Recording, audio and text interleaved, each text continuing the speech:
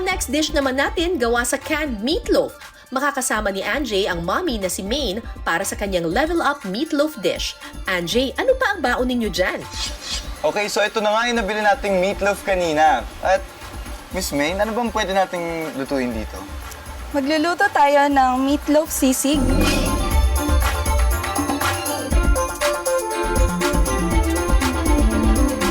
Una, maglalagay lang tayo ng mantika sa pan. So, gaano karaming mantika ang lalagay natin sa pan? Medyo Miss May? i-shallow fry natin siya. Shallow fry natin. Pag mainit na, lagay na natin yung ating meatloaf. Matagal niyo na po bang niluluto yung meatloaf sisig? Actually, nag-start siya nung pandemic kasi maraming pinamimigay na delata from the local government and naisip ko kung paano i-level up yung delata. Kapag crispy na ang meatloaf, pwede nang gawin ng sauce ng sisig. Paghahaluin lang ang mayonnaise, oyster sauce, asukal, garlic powder at paminta. Tapos papainitin na natin yung sizzling plate natin. Tapos lalagay na natin yung ating sibuyas. Tapos ibabalik na natin yung ating finry na meatloaf.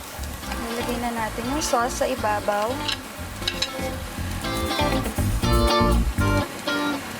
Hahaluin lang to.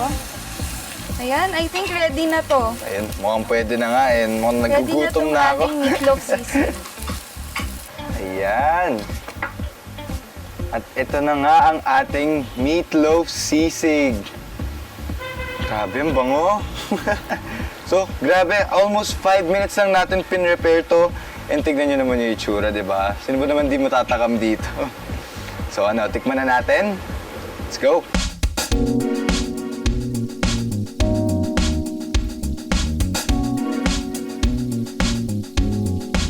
Let's go, start na natin.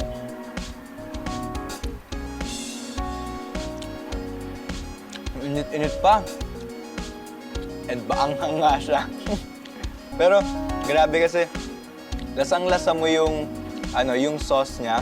Sobrang perfect siya sa meatloaf. And di ko nga in-expect na pwede pala meatloaf para sa sisig. And para sa akin, medyo nakakatuwa naman siya na kahit spicy food siya, na-enjoy ko rin siyang kainin sa pao. Perfect. Sarap.